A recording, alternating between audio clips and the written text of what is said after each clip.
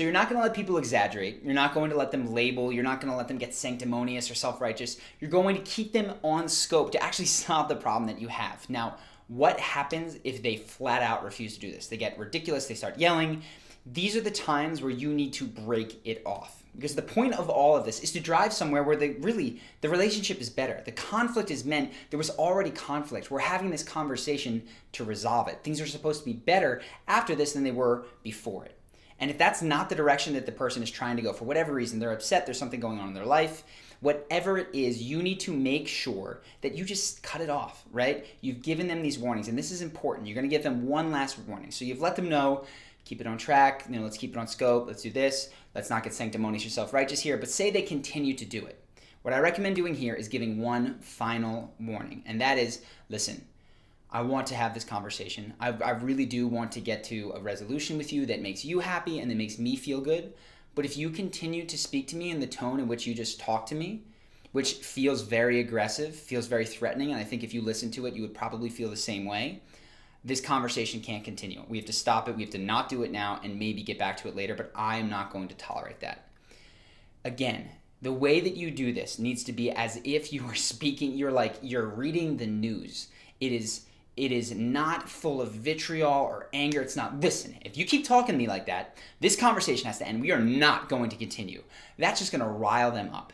You need to be flat, even compassionate in the way that you say this. I want to, I really do. But if you continue to treat me like that, I won't stand for it.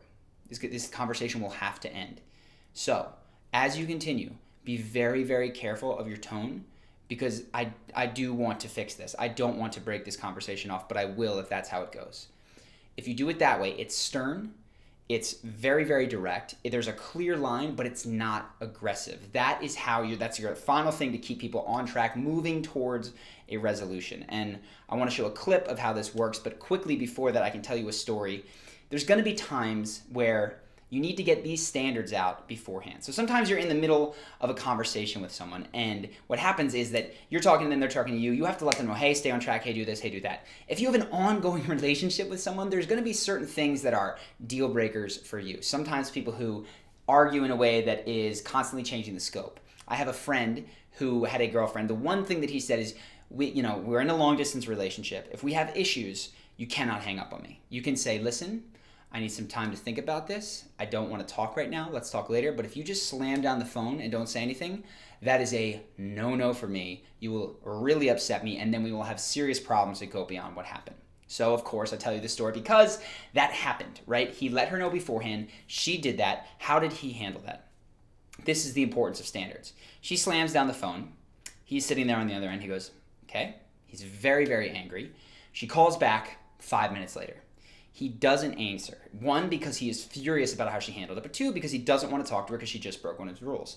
Fine, she calls back a bunch of times. He's still not in the realm to talk to her. The next day, when he finally can, he picks up the phone that she calls, and she immediately starts apologizing.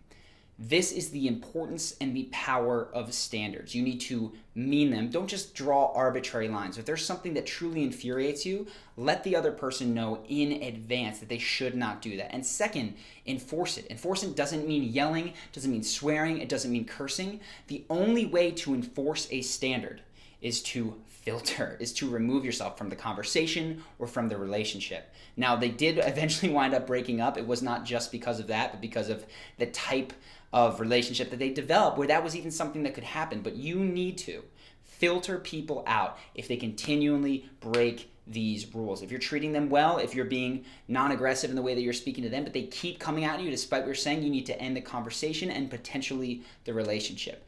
This, I cannot drive home enough. You're going to get some of these standards out beforehand. Some are going to come out real time. But once somebody's been warned once, twice, 3 times, they continue, it's got to end or else those warnings don't mean anything.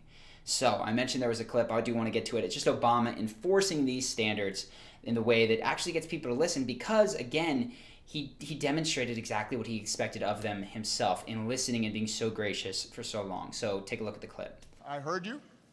I heard you. I heard you. All right? Now, I've been respectful. I let you holler. All right? So let me